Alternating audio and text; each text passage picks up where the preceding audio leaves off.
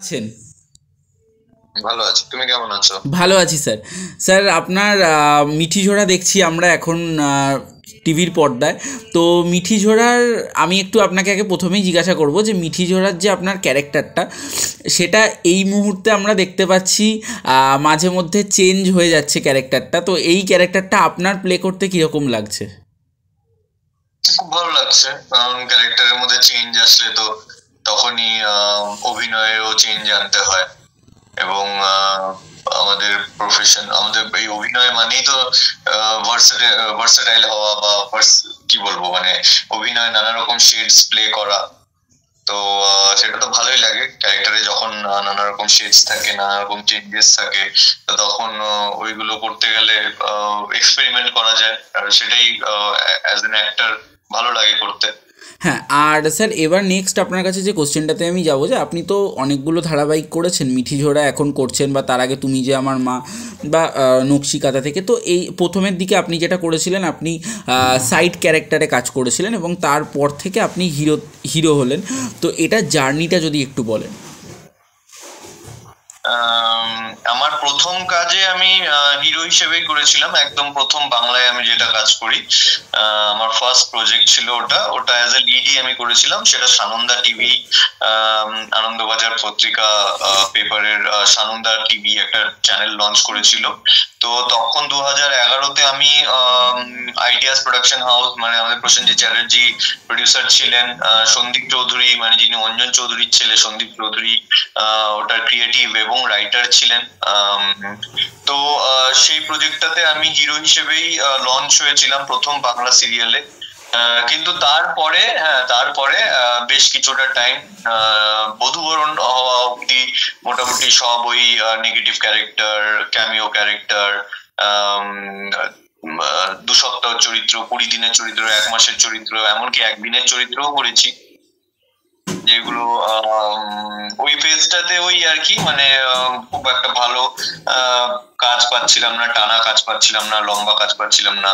ওই যা হয় আর কি, টাকা পয়সার জন্য, সার্ভাইভালের জন্য, বাড়ি ভাড়া, থাকা খাওয়া, গাড়ি ঘোড়া খরচা, এগুলোর জন্য যা কাজ পাওয়া যায় সেটাই নিয়ে নিচ্ছিলাম, এবং সেইভাবেই রোজগার করে চলছিলাম আর কি। হ্যাঁ, কারণ যেহেতু একা ইনকাম করে একাই চলতে হয়, চলতে অনেকদিন থেকেই চলছি। তো তার জন্য যাই কাজ পেয়েছি, ছোটখাটো সব ক্যারেক্টার সবই করেছি। স্বয়ং সিদ্ধা বলে একটা প্রজেক্ট হতো ইটিভিতে, ওটাতে একটা ক্যামিও ক্যারেক্টার করেছিলাম মাসখানিকের জন্য। সিআইডি, বাংলা সিআইডি তে একটা গল্প করেছিলাম। চিরসাথী একটা সিরিয়াল হতো স্টার জলসায়, সেটাতে নেগেটিভ ক্যারেক্টার করেছিলাম। এরকমই ছোটখাটো অনেক গল্প করে জি টিভিতে একটা সিরিয়াল হতো, যেখানে নাকি একদিনের একটা চরিত্র করেছিলাম। কৃষ্ণ শাস্তে হয়েছিল, কৃষ্ণ ঠাকুর সেজেছিলাম। তো এইভাবে করতে করতেই আবার বম্বে চলে যাই, বম্বে থেকে আবার চাকরি করি। তারপরে চাকরি করে টাকা জমিয়ে এসে এইখানে আবার বেশ কয়েক মাস থেকে আবার স্ট্রাগল করতে থাকি। তারপরে বধুবরণেও আমার প্যারালাল লিড বা সেকেন্ড লিড যেটাই বলবে, হ্যাঁ, সেটা করেছিলাম। তো তারপরে কিন্তু হ্যাঁ, সেইখানে অ্যাজ অ্যান অ্যাক্টর আমাকে আমি বেশ নাম অর্জন করেছি, প্রশংসা অর্জন করেছি, অ্যাজ অ্যান অ্যাক্টর যোগ্যতা অর্জন করেছি পরের কাজগুলো করার। তো সেখান থেকে বেশ পরিচিতি তৈরি হয়, জনপ্রিয়তা পাই, মানে ফেমাস যেটাকে বলে ফেম পাওয়া, সেটা পাই ওখান থেকে। তারপর থেকে আস্তে আস্তে তারপর আবার মেম বউতেও আমি negative character, comic negative character করেছিলাম। হ্যাঁ, কিন্তু তারপরে আমাকে সবাই সাজেস্ট করছিল যে তুই লিড কর, তুই হিরো কর, তুই তোর মধ্যে হিরোইক, মানে হিরোইজম বা হিরোইক ব্যাপার বা ওই ক্যারেক্টারিস্টিক্স গুলো আছে, ফিচার্স গুলো আছে, একটা লিডের যা যা দরকার হয় তোর মধ্যে সব আছে। তো আমার থেকে বেশি লোকজন, অডিয়েন্স, ভিউয়ার্স, দর্শক, আমার কলিগসরা, আমার সিনিয়ররা বা প্রোডাকশন হাউসে যারা কাজ করতেন, ইপি, ডিরেক্টর, সবাই আমাকে সাজেস্ট করতে শুরু করলো, এবং ইনসিস্ট করলো, কনভিন্স করলো আমাকে যে আমি যেন লিড করি, কারণ আমার মধ্যে লিড করার ক্যাপাবিলিটিস আছে, যোগ্যতা আছে। তো তার জন্য আমি আবার লিডের জন্য চেষ্টা করতে শুরু করলাম এবং তারপরে ব্যাক টু ব্যাক সবকটাতে লিড ক্যারেক্টার করছি। তো এবং আমরা দেখেছি যে মিঠিজোড়া সিরিয়ালটাতে 100খানা এপিসোডের পর তুমি এসছো, আর এই সিরিয়ালটাতে প্রথম দিকে আমরা তোমাকে পাইনি, কারণ প্রথম দিকে তুমি যে আমার মা ধারাবাহিকটা করছিলে। তো এবং মিঠিজোড়াতে এই যে তুমি 100খানা এপিসোডের পর এলে, এটা কি কোথাও একটা খারাপ লাগা যে প্রথম থেকে থাকতে পারলাম না, বা 100খানা এপিসোডের পরে এলাম, এটা কি কোনো খারাপ লাগা সৃষ্টি হয়েছে? প্রথমে যখন জয়েন করছিলাম তখন একটু খারাপ লাগছিল, কারণ আমি চেয়েছিলাম একটা নতুন প্রজেক্ট শুরু করতে, একটা নতুন প্রজেক্টের লঞ্চ থেকে থাকতে, মানে প্রজেক্টের প্রথম দিন থেকে থাকতে চেয়েছিলাম। কারণ তার আগের প্রজেক্টটা আমি প্রথম দিন থেকে ছিলাম, তার আগে অবশ্য রাসমণিতে আমি পরের দিকে ঢুকেছিলাম, কিন্তু নকশিকাঁথা, ক্ষীরের পুতুল এগুলোতে আমি প্রথম থেকে ছিলাম। কিন্তু আমি তার আগে গরু দক্ষিণা করেছিলাম কালার্সে, সেটাতেও আমি পরে ঢুকেছিলাম। তো আমার জার্নিটা না ভীষণ আপস অ্যান্ড ডাউনস এর মধ্যে দিয়ে গেছে। তো সেই জায়গা থেকে আমার একটু খারাপ লাগে। আমি ভেবেছিলাম অপেক্ষা করে আবার নতুন প্রজেক্ট শুরু করব। কিন্তু তারপর আমি আমার জার্নিতে লুক ব্যাক করলাম, আমি দেখলাম যে আমার জার্নিতে আমি কখনো কোনো কিছু ভীষণ মানে একগুয়ে থাকি না, আমি সবসময় ফ্লেক্সিবল থেকেছি, এবং ঈশ্বরের আশীর্বাদ না থাকলে এটা সত্যি সম্ভব হতো না। যেই কাজটাই করেছি ওটাতে মিরাকল বা ম্যাজিক্যালি চমৎকার হয়ে গেছে, সেই কাজটাই অন্যভাবে ঘুরে দাঁড়িয়েছে। যদি পরেও ঢুকে থাকি, মিঠিজোড়ার কথাই আমি বলছি, আমি প্রথম 3 মাস ডিসেম্বরে শুরু হয়েছিল, তো আমি জয়েন করেছি 9th মার্চে আমার প্রথম শুটিং। তো মার্চে, তো ডিসেম্বর, জানুয়ারি, ফেব্রুয়ারি 3 মাস পর আমি এটাতে জয়েন করি। কিন্তু আজকে কোথাও গিয়ে আমার সাথে মিঠিজোড়া জড়িত, বা মিঠিজোড়ার সাথে আমার নাম জড়িত। মিঠিজোড়ার কথা ভাবলেই হয়তো আমার চেহারা লোকের মাথায়, লোকের মনে আসবে, বা আমার কথা ভাবলেও হয়তো মিঠিজোড়ার কথা লোকের মাথায় মনে আসবে। তো এই বিষয়গুলো একমাত্র দর্শকের ভালোবাসা, আশীর্বাদ, ঈশ্বরের আশীর্বাদ, মা বাবার আশীর্বাদ থাকলে সম্ভব হয় যে মানে এইভাবে ঘুরে দাঁড়ায় আর কি প্রজেক্ট আমি ঢোকার পরে। তো সেই জায়গা থেকে তো ভালো লাগছে। কিন্তু হ্যাঁ, প্রথম দিকে একটু খারাপ লাগছিল যে একটা প্রজেক্ট চলছে, তা মাঝখানে ঢুকছি, যদি ওয়ার্ক না করে বা যদি প্রজেক্টটা না চলে খুব বেশি দিন, তো এইসব নিয়ে তো একটু খারাপ লাগা বা একটু ভয় ছিলই। আর এবং আমরা এই তোমার কাছে নেক্সট যে আমার কোশ্চেনটা, সেটা হচ্ছে আমরা দেখতে পাচ্ছি যে এই সিরিয়ালটাতে টিআরপি মানে একদম দারুণভাবে দিচ্ছিল, কিন্তু ইদানিং টাইমে আমরা দেখতে পাচ্ছি টিআরপি এই সিরিয়ালের কোনো সেভাবে ভালো হচ্ছে না বা স্লট লিড করছে না। তো এটা তোমার কি মনে হচ্ছে যে তোমাদেরকে কি এটাতে কোনো খামতি থেকে যাচ্ছে? দেখো, আমরা সবাই আমাদের 100% দিই প্রত্যেকটা প্রজেক্টেই, যারা যারা কাজ করছে, যে কটা ধারাবাহিক সিরিয়াল করছে, সবাই সবার 100% দিয়েই কাজ করে। এবার কোনটা ওয়ার্ক করে, কোনটা ওয়ার্ক করে না, কখনো ওয়ার্ক করে, কখনো ওয়ার্ক করে না, এটা টাইমের উপর ডিপেন্ড করে। হয়তো কোনো প্রজেক্ট দেখা যায় শুরুর দিকে খুব ভালো করছে, বা শেষের দিকে হয়তো টানতে পারলো না। আবার কোনটা দেখা যায় যে শুরুর দিকে হয়তো খুব ভালো করছে না, শেষের দিকে বিশাল ভালো স্লট লিড করলো। কোনটা দেখা যায় যে প্রথমে করলো না, মাঝে করলো, আবার পরে করলো না। এইগুলো পার্ট অ্যান্ড মানে আমাদের কাজের এগুলো পার্ট আর কি। তো এটা হতেই থাকে। আমাদের মধ্যে কোনো খামতি নেই, আমরা সবাই যে যার 100% দিচ্ছি। পুরো টিম, মিঠিজোড়া পুরো টিম সবাই সবার 100% দিচ্ছে। হয়তো কোনো জায়গায় হয়তো খামতি হয়তো থাকছে, যেটা আমি তো দেখতে পাচ্ছি না, বাট হয়তো দর্শকের মাঝে যেইভাবে দর্শক দেখছিল, বা যেটা বললে তুমি স্লট লিড করছিল বা প্রচুর টিআরপি দিচ্ছিল, সেটা এখন আসছে না।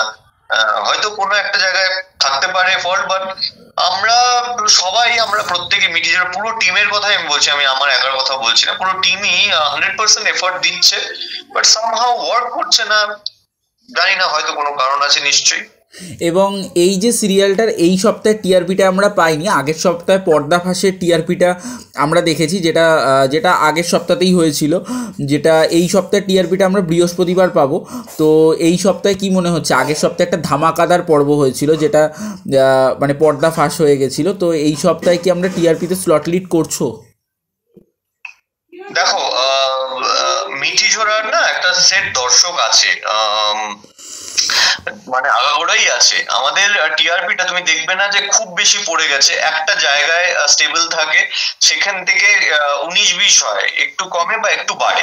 হ্যাঁ, যখন আমরা স্লট লিড করছিলাম তখন খুব বেড়ে গেছে, মানে আর সেটা ঠিক আমার ঢোকার পর পর, হ্যাঁ আমি যখন জয়েন করি তার ঠিক পর পর মাস 3-4 এরকম বেশ ভালো টিআরপি, বেশ ভালো স্লট লিড ছিল।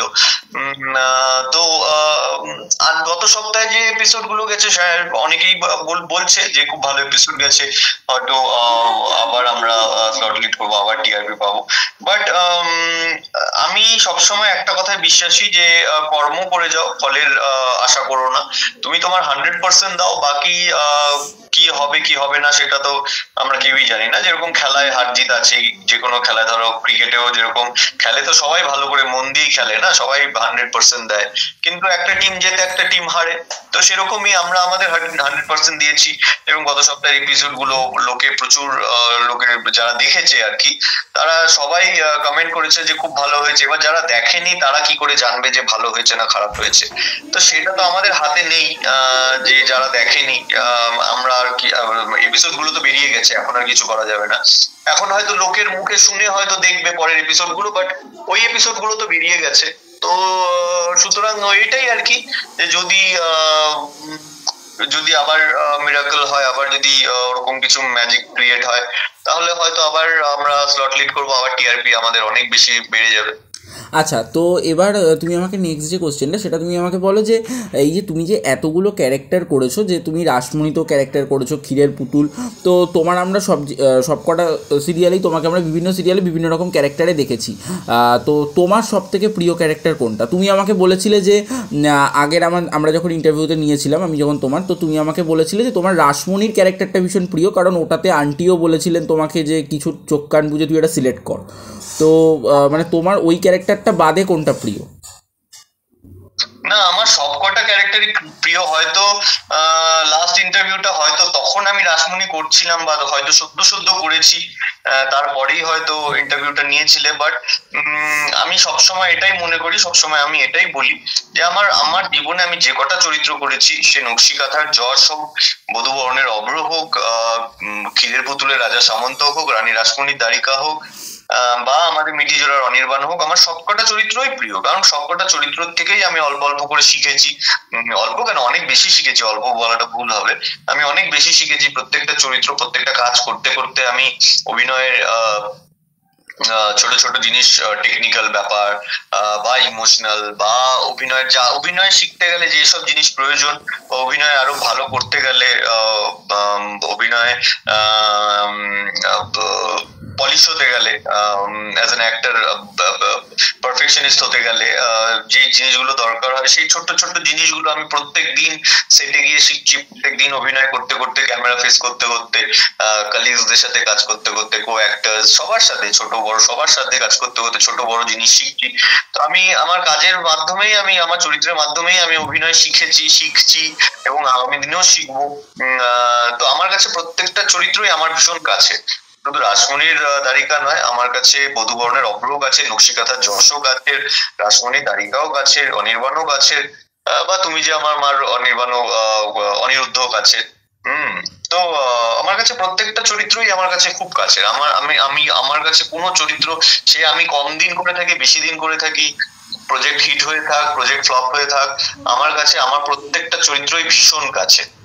আচ্ছা, আর তোমার কাছে নেক্সট আমি যে কোশ্চেনটা রাখবো সেটা হচ্ছে যে আমরা সোমরাজ মাইতির একটা ইন্টারভিউতে আমরা দেখেছি আমাদের বাংলা টেলিভিশনে অনেক প্রোডাকশন হাউস আছে যারা একটু ডিলে করে টাকা দিতে, বা তাদের অনেক কমিটমেন্টের মানে অনেক সমস্যা হয় তাদেরকে নিয়ে। তো তুমি আমাদের এখানে যারা বড় বড় প্রডিউসার্স রয়েছে তাদের মোটামুটি সবার সাথেই কাজ করেছো, লীনা ম্যাম, অ্যাক্রোপলিসের সঙ্গে, এবং এখন তুমি আবার লীনা ম্যামের সাথে কাজ করছো। তো তোমার কি এরকম কখনো ফেস গেছে যে কোনো এরকম কখনো মানে কিছু বাজে পরিস্থিতি? কিরকম বাজে পরিস্থিতি? যে এরকম তোমাকে এটা করতে বলে, মানে তোমাকে টাকা দেওয়া হচ্ছে না, বা তোমাকে ভীষণ কথা শোনানো হচ্ছে, তো এরকম টাইপের কিছু পরিস্থিতি? না, এরকম কিছু আমার সাথে হয়নি। পেমেন্ট ডিলে নিয়ে আগে খুব প্রথম দিকে লকডাউনের আগ দিয়ে নিয়ে খুব প্রবলেম হতো তখন, কিন্তু লকডাউনের পরে অনেক কিছুই সিচুয়েশন চেঞ্জ হয়ে গেছে, টাইমটা অনেকটা আমাদের ঠিক হয়ে গেছে, 14 ঘন্টা শিডিউল, 9:30 28 প্যাক আপ, এবং পেমেন্ট নিয়েও আমাদের চেঞ্জ হয়ে গেছে, আগে যেরকম খুব ডিলে হতো এখন আর সেরকম ডিলে হয় না, সেসব নিয়ে কোনো সমস্যা হয়নি। ক্যারিয়ারের প্রথম দিকে সেটা সবারই হয়, ক্যারিয়ারের প্রথম দিকে যখন আমরা একদম নতুন থাকি এবং তখন কাজটা আমরা ঠিক করে করতে পারি না বা বুঝে উঠতে পারি না, টেকনিক্যাল বিষয়গুলো বুঝতে পারি না, তখন ফ্লোরের ডিরেক্টরের কাছে বকা খেতে হয়, সেটা আমিও খেয়েছি। এছাড়া খুব একটা আমি মানে আজ অব্দি, কারণ দেখো কাজের প্রতি সিনসিয়ার থাকলে তোমাকে সবাই ভালোবাসবে, আর সেই ভালোবাসাটা আমি ইন্ডাস্ট্রিতে প্রত্যেকের কাছে পেয়েছি, সব প্রডিউসারের কাছ থেকে পেয়েছি, ডিরেক্টরের কাছ থেকে পেয়েছি। হ্যাঁ, কারণ আমার এটা মনে হয় আজকে আমি সার্ভাইভ করতে পারতাম না যদি না আমার কাজের প্রতি সিনসিয়ারিটি থাকতো। কারণ আমি সানন্দা টিভি থেকে লিড শুরু করছি 2011 থেকে, আর এটা 2024, তো 2011 থেকে 2024 14 বছর। হ্যাঁ, তো এই এতগুলো বছর ধরে আবার আমি ক্যামিও ক্যারেক্টার করেও আবার লিডে এসেছি, আবার পরপর লিড করছি, তো সেটা যদি তুমি সিনসিয়ার না হও কাজের প্রতি, আমার মনে হয় না কেউ ফাঁকিবাজ হলে বা কেউ মানে কাজটাকে সিরিয়াসলি না নিলে এইভাবে পরপর কাজ পাবে। কারণ আমি তো দেখছি এতগুলো বছর ধরে অনেক আমি ইয়াংস্টার্স কে দেখেছি, বা আমার সময়ে যারা করছিল তাদেরকেও দেখেছি, অনেক কাউকে দেখেছি যারা সিনসিয়ার, তারা এখনো ভালো কাজ করে যাচ্ছে, আর যারা কাজটাকে সিরিয়াসলি নেয়নি তাদের আপস এন্ড ডাউনস একটু বেশি এসেছে জীবনে। কিন্তু আমি বলবো যে আমাকে প্রডিউসার, ডিরেক্টর, ইন্ডাস্ট্রি আমাকে ভালোবাসে আমার কাজের প্রতি আমার ডেডিকেশন দেখে।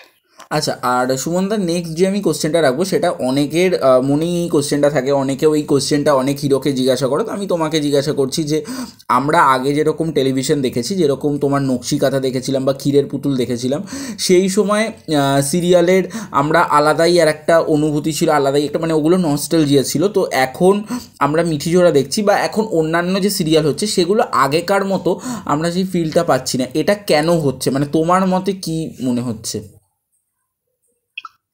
এক হতে পারে যে তখন এত ওয়েব সিরিজ, এত মানে আমাদের এখন যে ওয়েব সিরিজ বা এত ওটিটি প্ল্যাটফর্ম চলে এসেছে, তখন তো এত কিছু ছিল না। তো আমার মনে হয় যে হয়তো দর্শকের টেস্ট একটু চেঞ্জ হয়েছে, বা হয়তো দর্শকের মিডিয়াম চেঞ্জ হয়েছে দেখার। এখন আমরা মানে ইয়াংস্টার্সরা খুব বেশি ওয়েব সিরিজ দেখছে, তো সেইখানে একদিনে 6টা এপিসোড দেখে নিচ্ছে, একদিনে 7টা এপিসোড, একটা পুরো সিরিজ দেখে নিচ্ছে। সেখানে একটা সিরিয়ালকে তো একটু লম্বা করতেই হয়, একটু টানতে হবে, লেয়ার্স অ্যাড করতে হবে গল্পের, ট্র্যাক অ্যাড করতে হবে। তো সেই জায়গায় হয়তো সেই ক্ষেত্রে হয়তো মানে হয় না যে T20 দেখার পর তোমার মনে হবে যেন 50 ওভার্স এর ম্যাচটা অনেক বড়, অনেক টাইম, অনেক লেন্দি। হ্যাঁ, আবার 50 ওভার্স এর ম্যাচ দেখার পরপরই যদি তুমি টেস্ট ম্যাচ দেখো, তোমার মনে হবে যে বাপরে বাপ কতক্ষণ ধরে খেলছে। তো আমার মনে হয় বিষয়টা একটু ওরকম হয়েছে। তবে টেলিভিশনের দর্শক যারা, সেট দর্শক যারা আগেও ছিল, এখনো আছে এবং আগামী দিনেও থাকবে। কারণ আমি আমার বাড়ি থেকে বলছি, আমার মা টেলিভিশনই দেখে, আমার মা কোনো ওয়েব সিরিজ দেখে না, আর কোনোদিন দেখবেও না, দেখতে পারবেও না, কারণ তার জন্য টেকনিক্যালি অনেক অ্যাডভান্স হতে হবে, তার জন্য মোবাইল ঘাঁটতে হবে, আর সেই সময়ও মা পাবে না, কারণ বাড়ির কাজকর্ম থাকে। বাড়িতে যারা আমাদের বাড়িতে যারা মা মাসিরা আছেন, তারা বাড়িতে রান্না করছেন, বাড়ির কাজকর্ম করছেন, তো তারা ফোন ঘাঁটবে না বাড়ির কাজকর্ম করবে।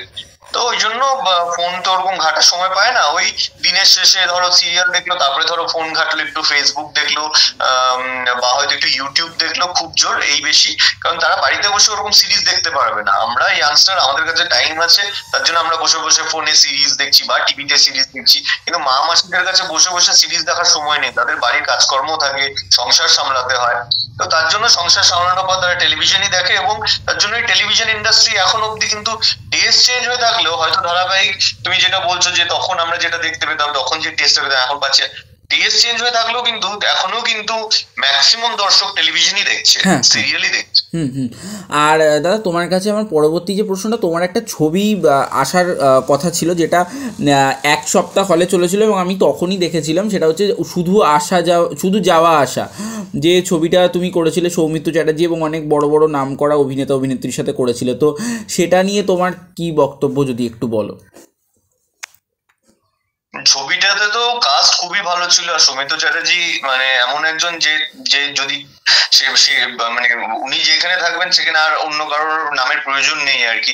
হ্যাঁ, তো তাও সৌমিত্র চ্যাটার্জি ছিলেন, আরো বাকি অন্যান্য সবাই বড় বড় আর্টিস্ট ওখানে ছিলেন, কাঞ্চন মল্লিক, বিশ্বনাথ দা, ভরত দা, অনামিকা দি, আমাদের মনুদা ছিলেন, মনুদা অনেক পুরনো আর্টিস্ট, মনুদা ছিলেন। তো সবাই কাজ তো খুবই ভালো ছিল,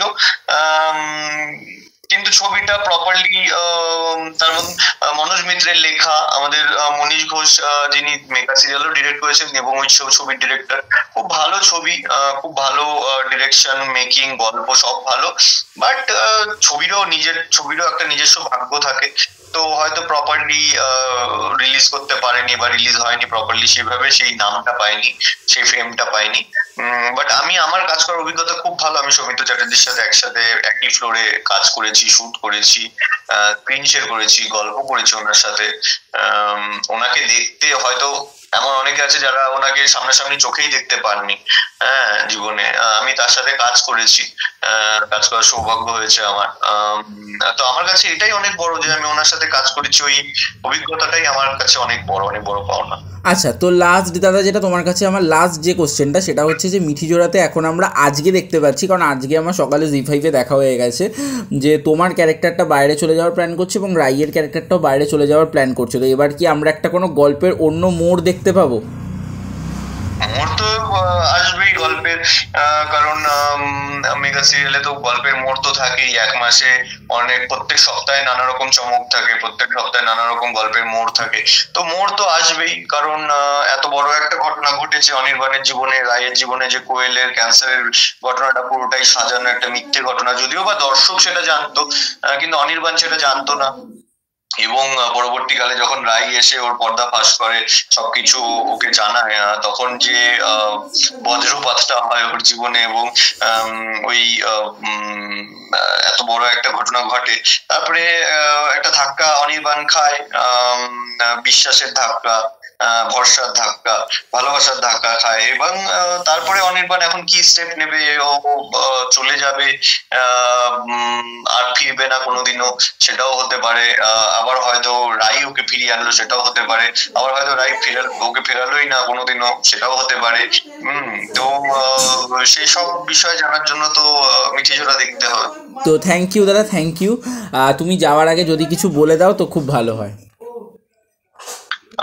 তোমাকে আমি বলবো, তুমি ভীষণ ফোকাসড এবং ডেডিকেটেড, এবং যেটাকে বলে হলো লেগে থাকা, এটা খুব ভালো জিনিস তোমার মধ্যে আমি লক্ষ্য করেছি